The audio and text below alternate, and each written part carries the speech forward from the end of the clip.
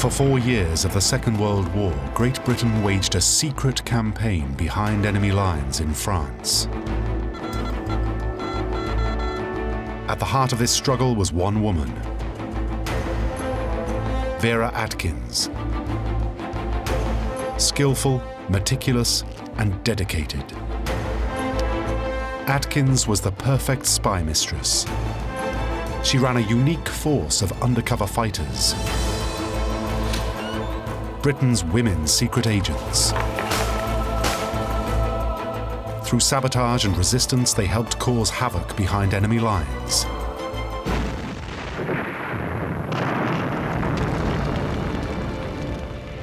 When, at the end of the war, many of them didn't return, Vera Atkins embarked on a mission to find them.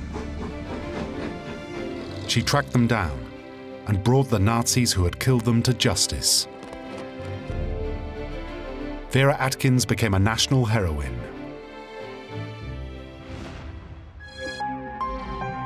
But Vera Atkins was not all that she seemed.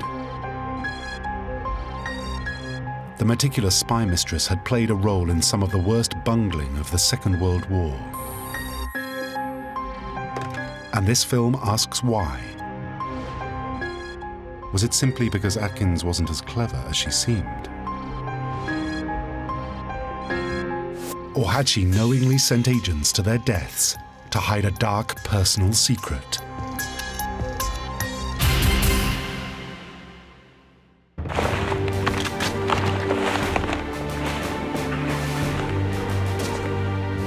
July 1940, less than 1 year into the Second World War. In the fight against the Nazis, Great Britain now stood alone. After just 6 weeks of fighting, France had capitulated. Germans overran the country. But British Prime Minister Winston Churchill was determined to fight back. He devised a plan to help Europe rise again. And Vera Atkins was to become a vital part of it.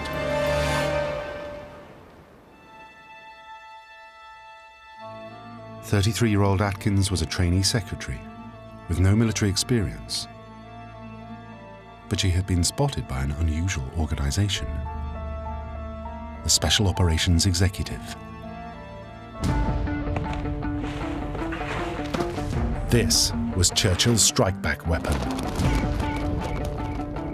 The Special Operations Executive, or SOE, was a new secret service designed to run an underground war in countries occupied by the enemy.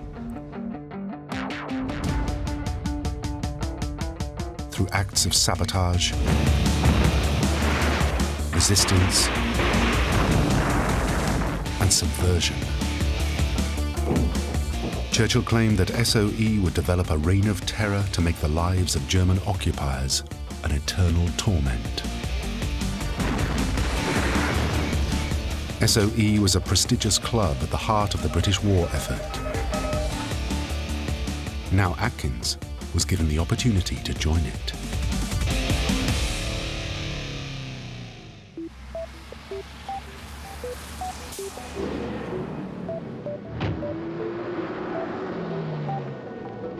At their headquarters in London's Baker Street, SOE prided itself on its rigorous selection process.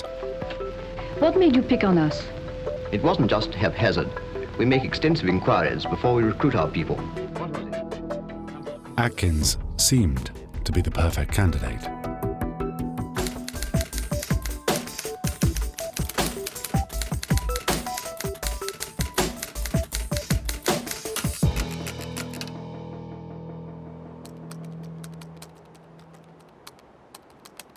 Journalist Sarah Helm is Vera Atkins' biographer and has spent 7 years researching her life. She was obviously always an incredibly focused character and driven character, and I think that's very important. She tended to trust her own judgment, so she was always going to achieve a lot. Atkins sailed through the interview and in April 1941 was recruited as a secretary to F Section.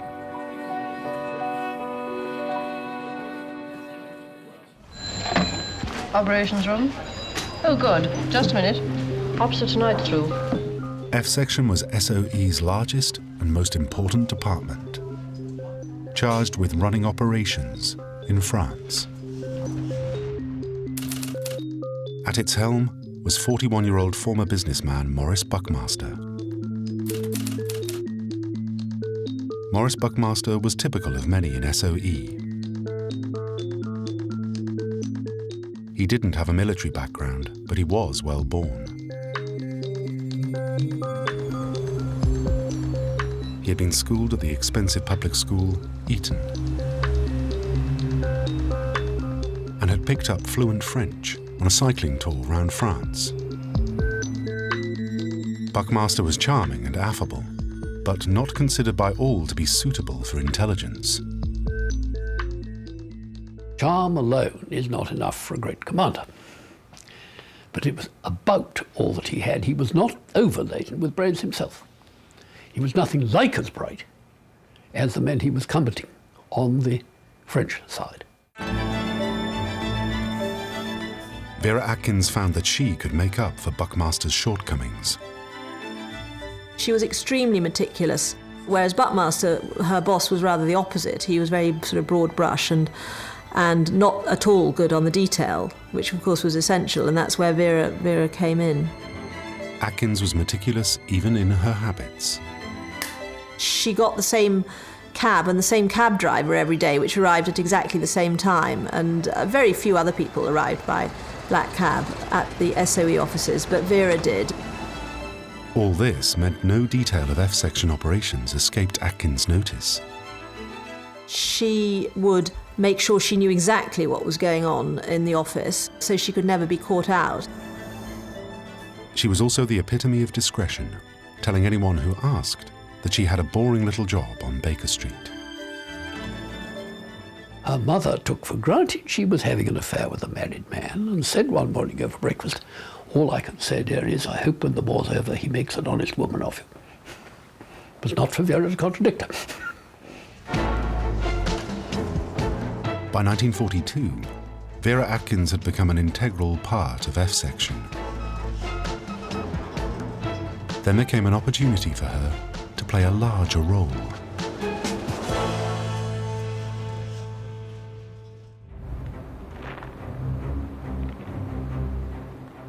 In France, German occupation was playing havoc with F-section's operations.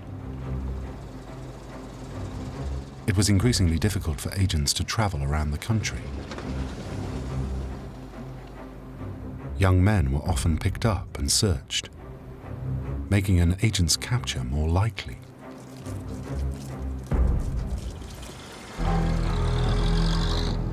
SOE found a controversial solution. Women would be sent behind enemy lines. They would work as wireless operators and couriers. Many in Whitehall were appalled. Women were barred from armed combat and were not protected by the conventions of war. But Atkins viewed things differently. Vera would have thought it was perfectly fine and that it made a lot of sense. I mean, she would have understood the logic of it, and she would have always thought that women were just as capable as any man. She certainly wouldn't have doubted that. Atkins quickly put herself forward to oversee F-section's female agents, and Maurice Buckmaster agreed.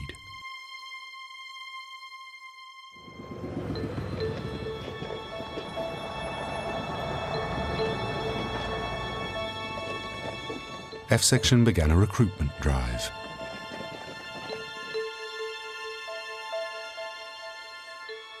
Yvonne Burney, née Baisden, was just 20 and serving in the Women's Auxiliary Air Force when she was approached by the organization.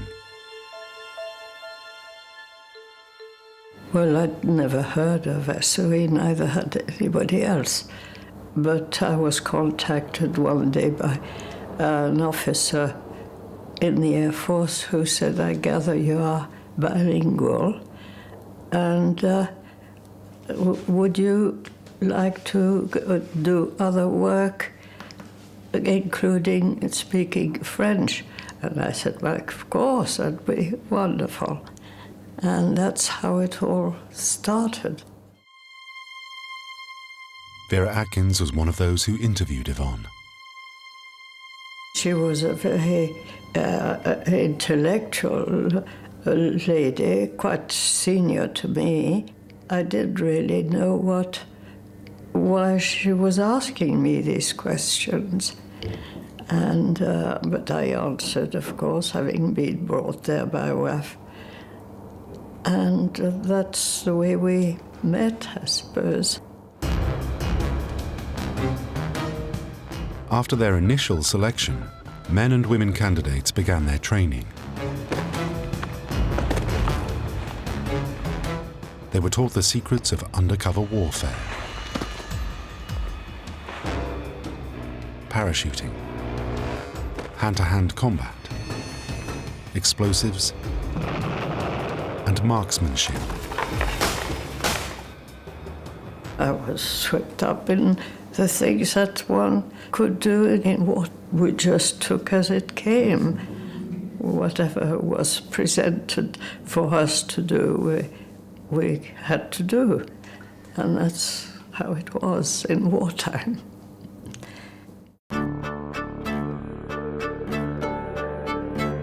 Atkins' task was to oversee every step of the women agents' preparation. She made it her job to find out everything about them. She knew what their background was, she knew where they lived, she knew if they needed more money. And so they felt very confident in her because they felt she was very much looking after them, and she really did know what the details of their lives were. And also by doing that, she was able to assess whether they were up to the job. Now, let's just check you over. Have you anything in your pockets? The success of an agent's mission relied on the quality of their undercover identity. Many were involved in creating this, but it was Atkins who made the final checks. She would be the one who would make sure they didn't have, a packet of English cigarettes in their pocket or some giveaway label showing that actually they'd bought their shoes in St. James's or something, and to make sure that the whole sort of French identity had been perfected. Atkins' women left for France from airfields in the south of England. And she was always there to see them off. Vera's presence there at that point was enormously reassuring. She had a kind of confidence about her, a sense that they never sort of describe her as a classic mother figure, and yet to some extent there was something motherly about her in the sense that she was taking care of them. In 1987, Vera Atkins was recorded in a rare audio interview for the Imperial War Museum.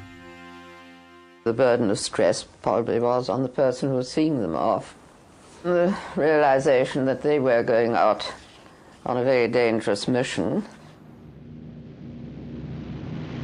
And this was quite possibly the last glimpse they had of the lovely countryside. And you remained quite safely at this end. Obviously, there was a considerable strain on one at that time. I always felt it very much.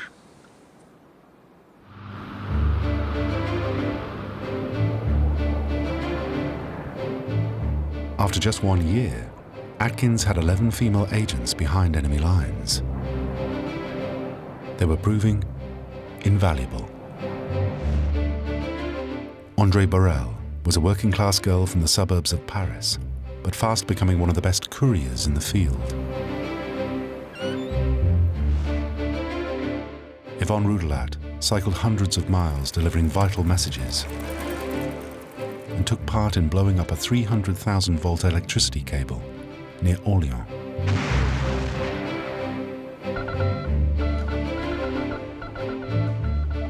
Back in London, Atkins followed every detail of their operations.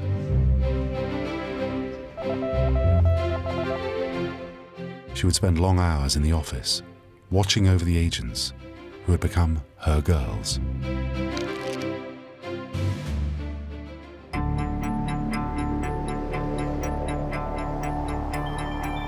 But in the spring of 1943, events happened in France that would see Atkins embroiled in controversy. Reports from the field suggested F Section was in trouble. Agent Francis Suttle was in charge of a resistance network in France known as Prosper.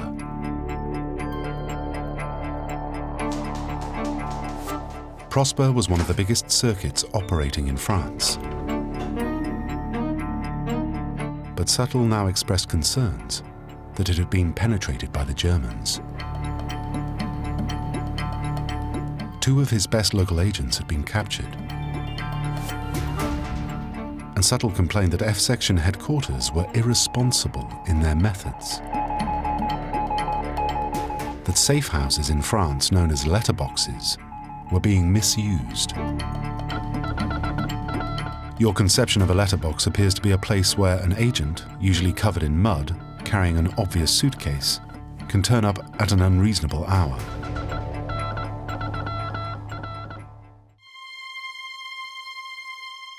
But Maurice Buckmaster put the agent's anxieties down to stress and exhaustion. He chose to ignore Suttle's warnings.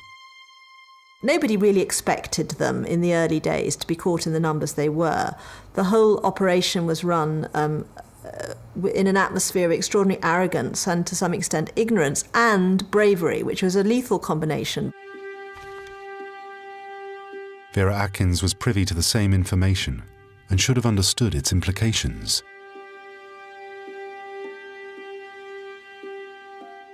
Especially as among the hundreds of members of the Prosper network, there were several of her girls, including André Borel, Cicely Lefort, Diana Rowden, and Yvonne Roudelat. If, as Suttle suggested, the circuit was infiltrated, you might expect that Atkins would request that the women be recalled to England. But both Atkins and Buckmaster did nothing. For them, it was business as usual.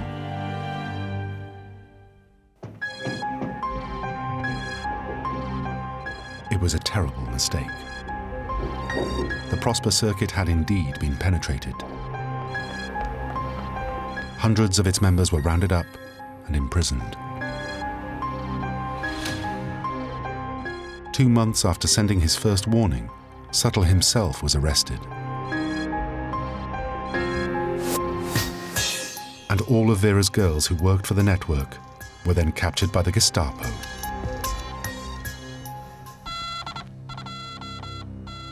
And F Section's errors would get even worse.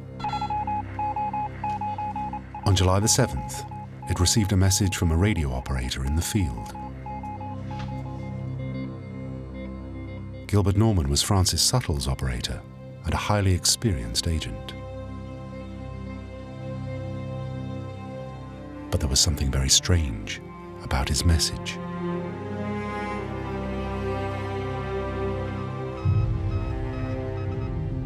Every signal sent by an agent was supposed to contain 2 security checks, deliberate spelling mistakes, agreed in advance with London. If a security check was missing, this was an indication that an agent was captured or compromised.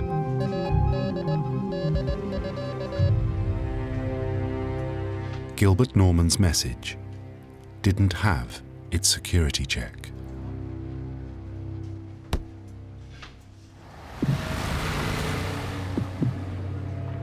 At F Section headquarters, Buckmaster received the signal. He noted the missing check and, ignoring procedure, sent back a curt reply. You have forgotten your true check. Be more careful next time.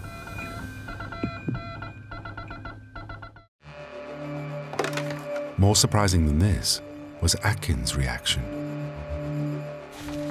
She went along with Buckmaster's decision. Why did Atkins, the meticulous spy mistress, not challenge his mistake?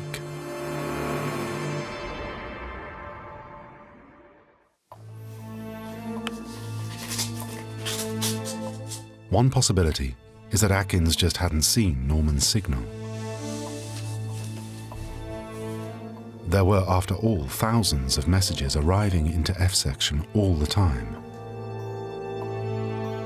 But for Atkins to have missed this one seems unlikely.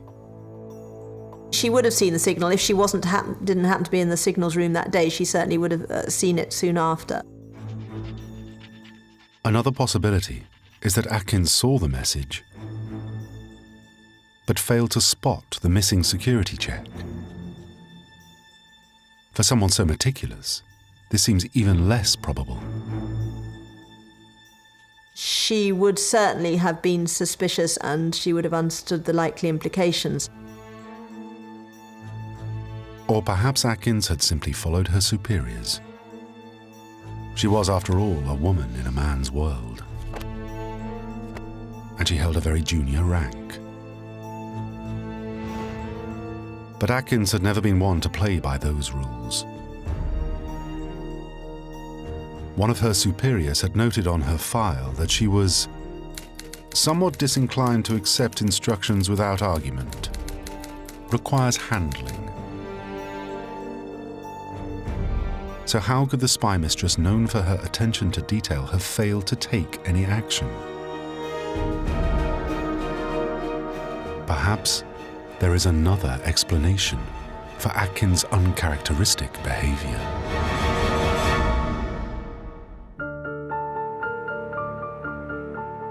Vera Atkins was not all that she seemed. She wasn't Vera Atkins at all. She was Vera May Rosenberg, a refugee from Romania.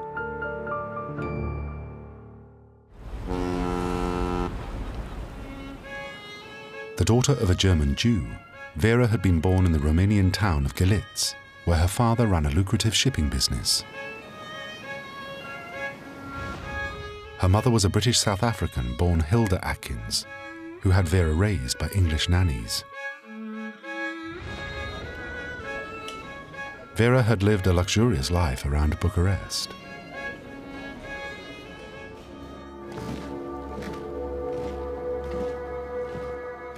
But in the 1930s, fascism began to take hold in Romania. The ultra-nationalist, anti-Semitic movement, the Iron Guard, was starting to take control. And in 1937, Vera, aged 29, had fled with her mother to England.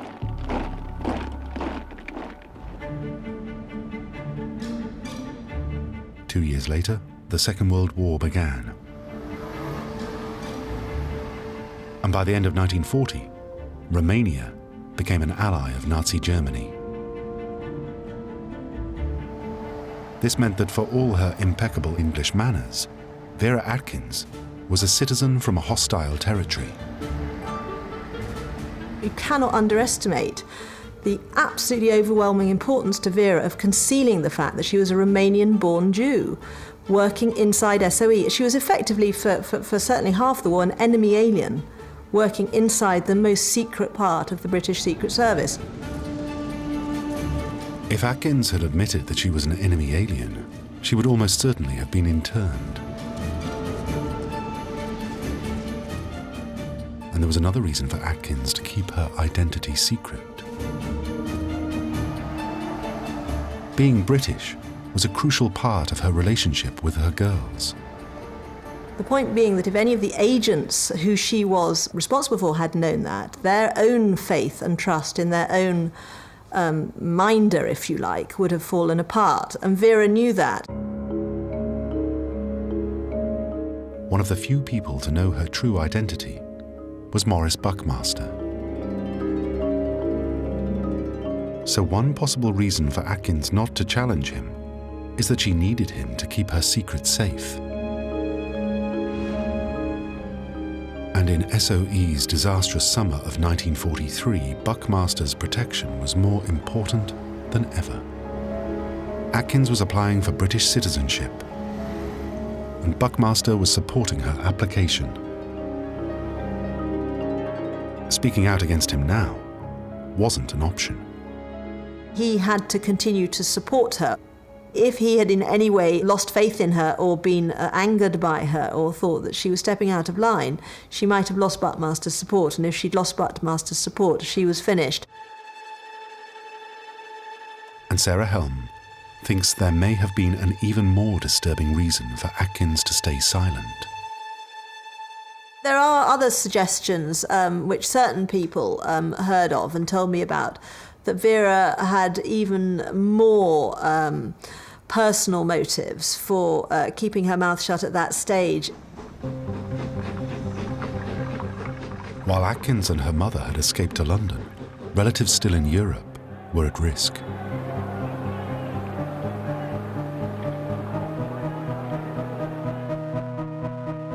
Her Jewish cousin Fritz Rosenberg and his wife Karen were trapped in Hungary.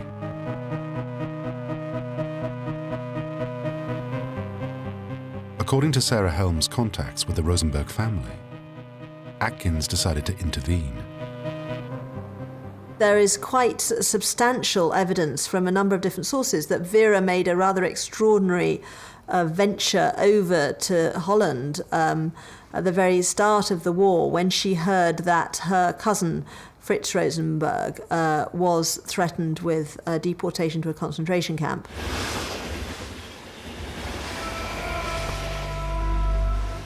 It seems that before joining SOE, Atkins made an incredibly dangerous journey through Nazi-occupied Holland and into Belgium.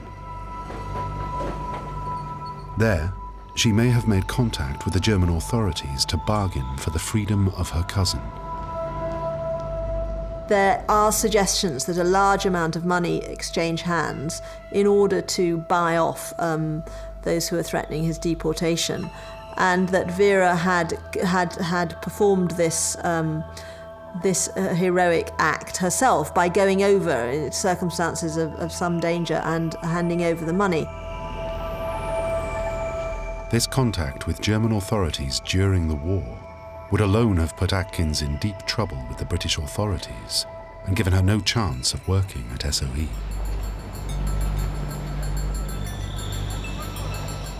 But some evidence suggests that there was more to the deal than just money.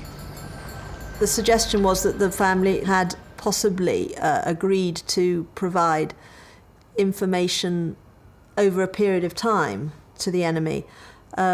Certainly, there was evidence to that effect. It is almost certain that had Atkins' contact with the German intelligence service been exposed, she may well have been viewed as a traitor.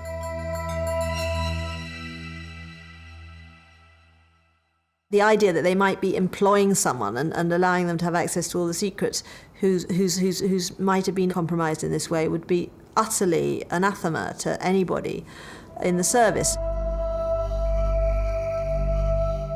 If any part of these stories is true, then Vera Atkins would have had every reason to keep a low profile and not to challenge Maurice Buckmaster. Vera would have been conscious of all of that in every single action she took while she was working for SOE.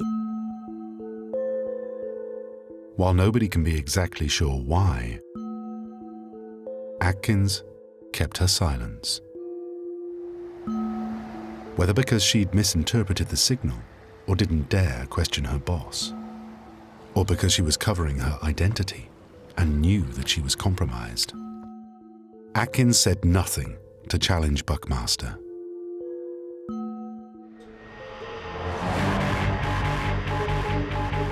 The consequences were catastrophic. As the missing security check indicated, Gilbert Norman was indeed no longer operating his own radio. Und hier schon wieder neue Frequenzen. Instead, it was the Germans. Und die fliegen heute dort. They were now playing what they called the Funkspiel, or radio game.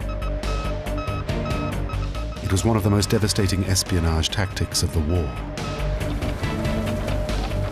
German agents in control of British radios would call in drops of supplies, weapons, and agents that would fall directly into German hands. F-Section's blunders, which could so easily have been avoided, would cost hundreds of lives.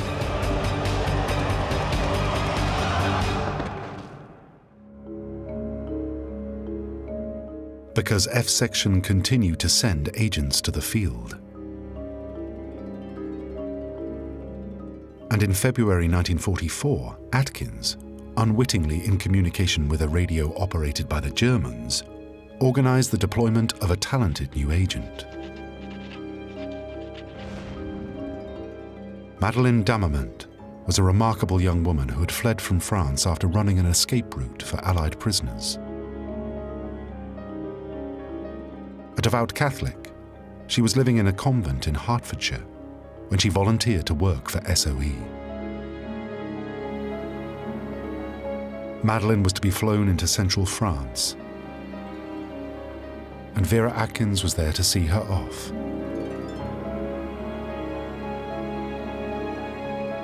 Madeleine had been told of the risks that she faced, but not of the most important one: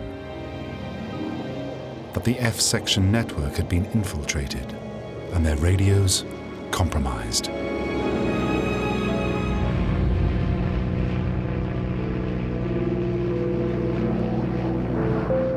When Madeleine landed in a field near Chartres,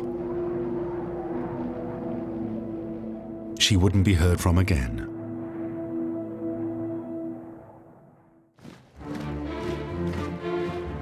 Three months later, the Allies were preparing for D-Day and the liberation of France. F Section were to be part of it. All over France, its surviving networks were to embark on a campaign of sabotage.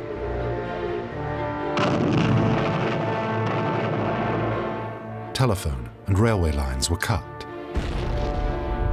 bridges demolished, and German units attacked.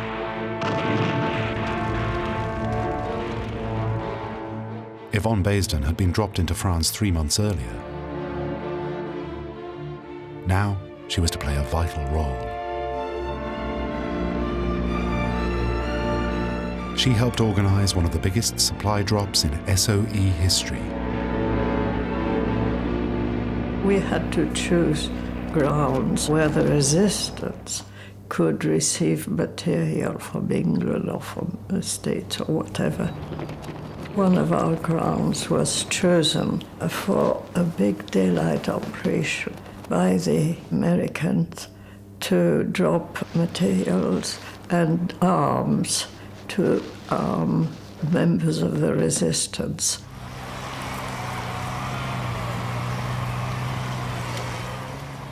By late August, France was liberated.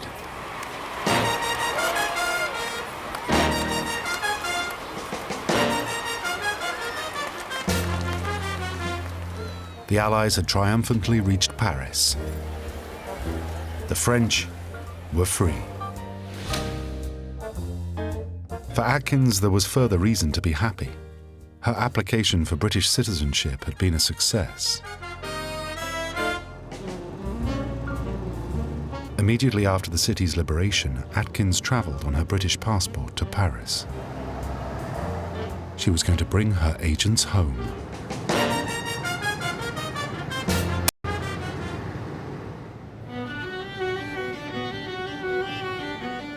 The Hotel Cecil in Montmartre was the agreed meeting point for F Section agents. As they returned, Atkins was the one to greet them. By day, she arranged their repatriation. By night, she celebrated with them in the bars of Montmartre.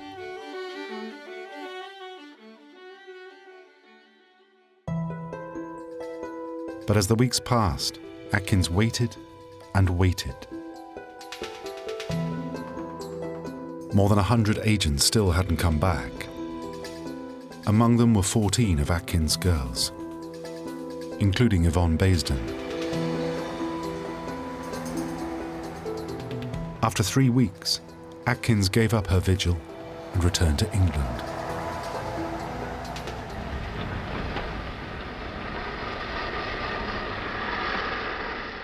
Then in May 1945, nearly a year after D-Day, Yvonne Basden eventually made her way back to London. She arrived at Euston Station. I got out and I stood around, and the crowds were all around me, and I didn't know quite what to do. And so I just waited on the platform, and eventually, as I couldn't see anyone, I thought, oh, what can I do? Then someone came out of the crowds. Someone called, "Oh, hello, Yvonne, is that you?" And there was Vera, and whom I recognized. I said, "Oh, Vera, how are you? Where am I going to now?" And she said, "Oh, I'll take you to your father. He's just outside London." And I couldn't believe that was Vera. You know, there was no explanation. And she was just glad to pick me up.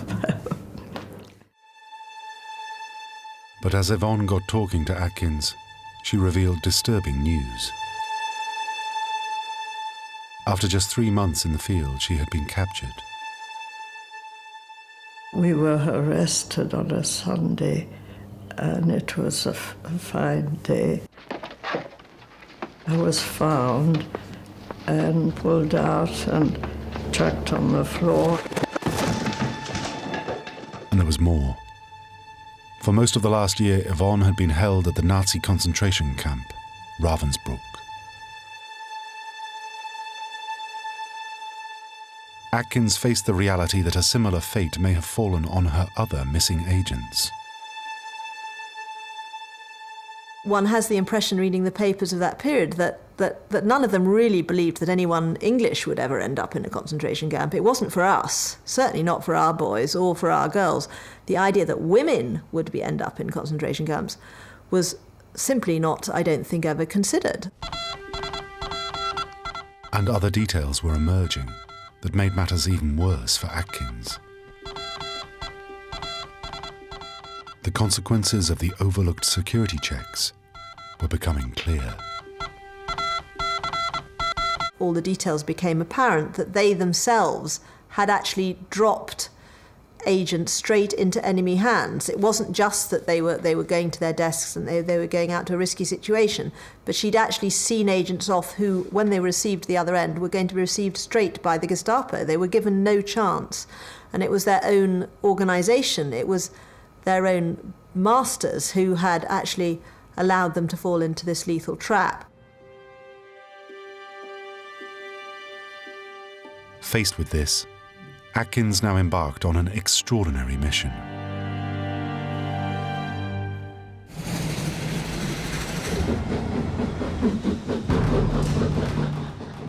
In December 1945, she set off alone into the chaos of war-torn Germany. Atkins was determined to find out what had happened to her girls. It was this extraordinary mission that would one day make her name. Hailed for her selfless commitment and sense of duty. But was there more to it than that?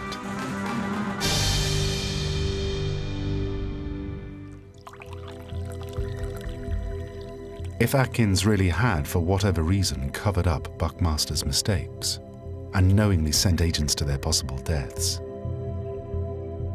then Atkins was looking not only for her agents, but also for atonement.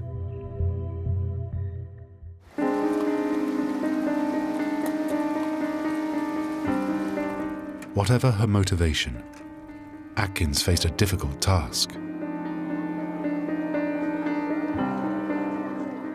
Germany was flooded with millions of displaced people and refugees. The British government had never admitted to sending women behind enemy lines. So Atkins' girls weren't even named on the lists of the missing.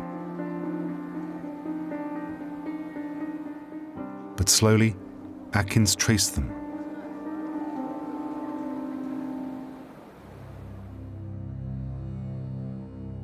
Atkins had last seen Madeleine Dammermont in an airfield in West Sussex. She was one of dozens of agents who had been dropped into France after the Prosper disaster of 1943. Now Atkins found out what happened. The radio that had called Madeleine in had indeed been in German hands. When she touched down in France, the Gestapo were there to meet her. She had been taken to their Paris headquarters, where she was kept for 3 months, and interrogated by the secret police commander, Hans Josef Kiefer.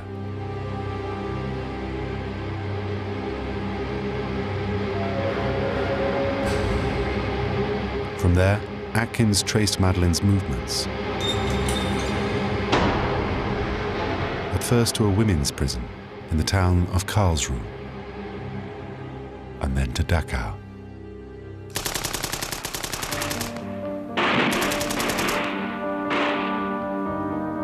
The Americans had fought their way into Dachau in April 1945.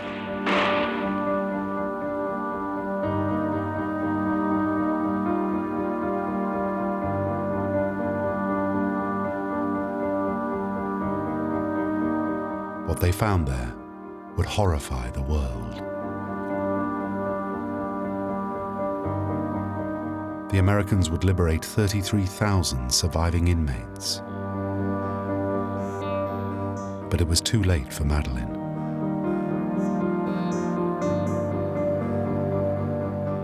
For her story had ended here.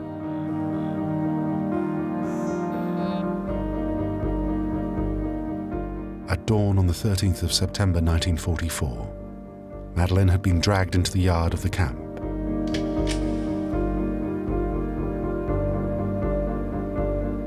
There she was made to kneel and shot in the back of the neck.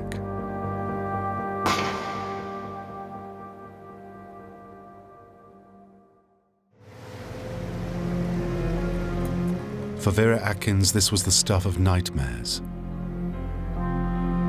She had traveled to Germany hoping to find some agents alive. But the chances were they were all dead. Atkins continued the search for her other women, some of whom had worked for the Prosper network. Such had been the infiltration of the circuit that they had stood little chance. One by one, they had been traced and captured. They too had been interrogated at the Gestapo headquarters before being sent to prison. But nothing could prepare Atkins for what she uncovered next.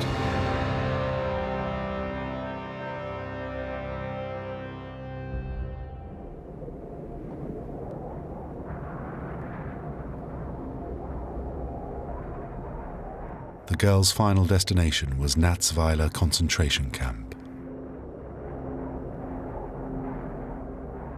Natzweiler was a desolate place, designed to fulfill the Nazi policy of night and fog, an initiative to obliterate all trace of certain special prisoners. Atkins painstakingly tracked down evidence to piece together what had happened there.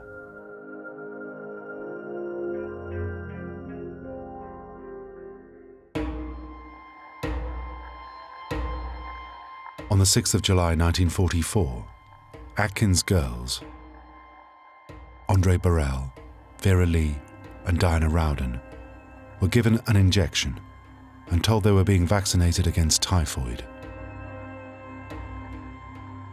But the syringe contained carbolic acid, a toxin designed to kill them.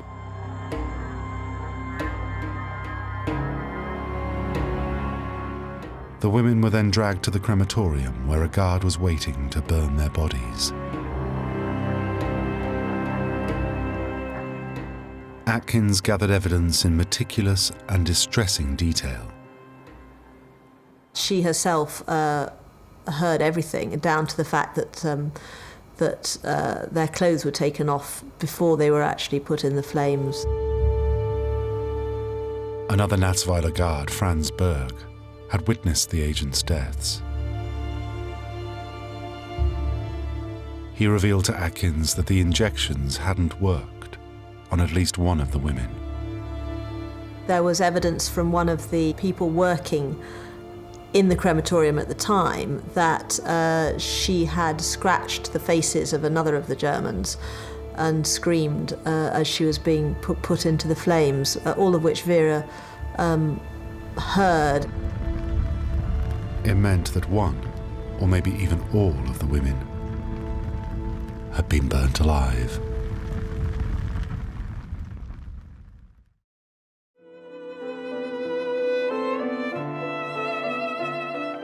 By January 1947, Vera Atkins had discovered the fates of all F-section missing agents, bar one.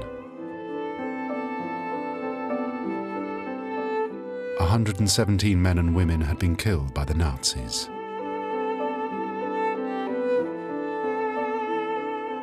Eleven of those were Atkins girls.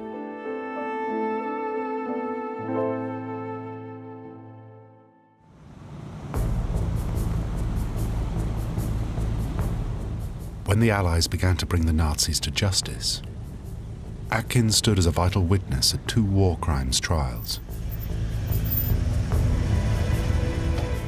Her evidence saw those who had harmed her girls sentenced to death and executed. The case of the missing agents was closed.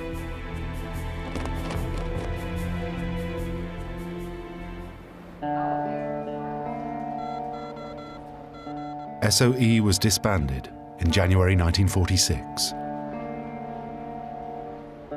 With it, the files on F-section were locked away.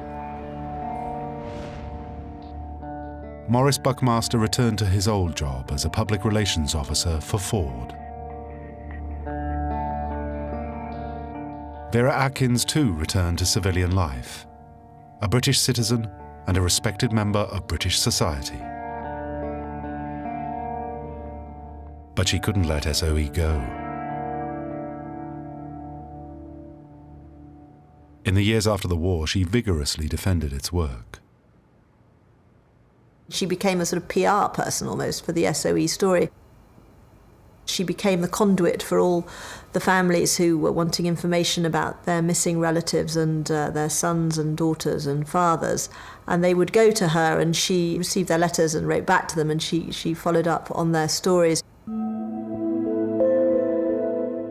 Vera Atkins never acknowledged that anything had gone wrong at F-section.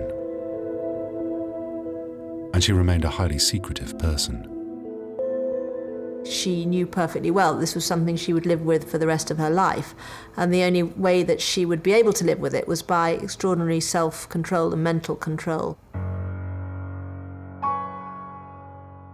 No one can be certain why Vera Atkins had kept her silence in the summer of 1943 when the Prosper network was destroyed.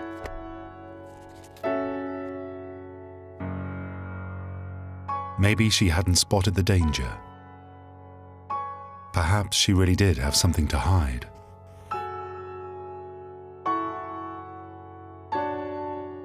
Or maybe there was nothing she could have done.